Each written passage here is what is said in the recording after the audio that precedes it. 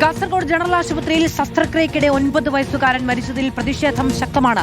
ഇന്ന് ആശുപത്രിയിലേക്ക് ഡിവൈഎഫ്ഐ നടത്തിയ മാർച്ച് സംഘർഷത്തിൽ കലാശിച്ചു. കൊയിലാണ്ടിയിൽ 9 വയസ്സുകാരന് കൈവിരലിന്റെ ചലനശേഷി നഷ്ടപ്പെട്ട സംഭവത്തിലും ഡിവൈഎഫ്ഐയുടെ പ്രതിഷേധമുണ്ടായി. സംഭവത്തിൽ ജില്ലാ മെഡിക്കൽ ഓഫീസർ കൊയിലാണ്ടി താലൂക്ക് ആശുപത്രി സൂപ്രണ്ടിനോട് റിപ്പോർട്ട് തേടി.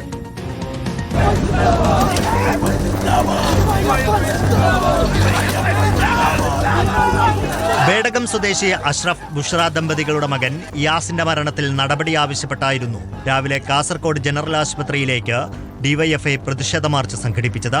ആശുപത്രിക്ക് മുൻപിൽ പോലീസ് മാർച്ച് തടഞ്ഞതോടെ അക്രമാസക്തമായി.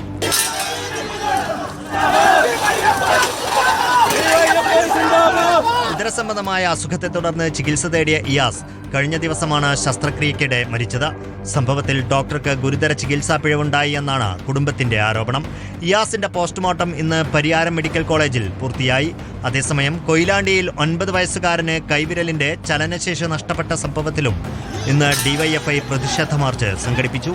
കൊയിലാണ്ടി താലൂക്ക് ആശുപത്രിയിലേക്കായിരുന്നു ഡിവൈഎഫ്ഐ മാർച്ച്. സംഭവത്തിൽ ജില്ലാ മെഡിക്കൽ ഓഫീസർ കൊയിലാണ്ടി താലൂക്ക് ആശുപത്രി സൂപ്രണ്ടിനോട് റിപ്പോർട്ട് തേടിയിട്ടുണ്ട്. റിപ്പോർട്ട് പരിശോധിച്ച ശേഷം തുടർ നടപടികൾ സ്വീകരിക്കുമെന്നും DMO അറിയിച്ചു. റിപ്പോർട്ട് കോഴിക്കോട്.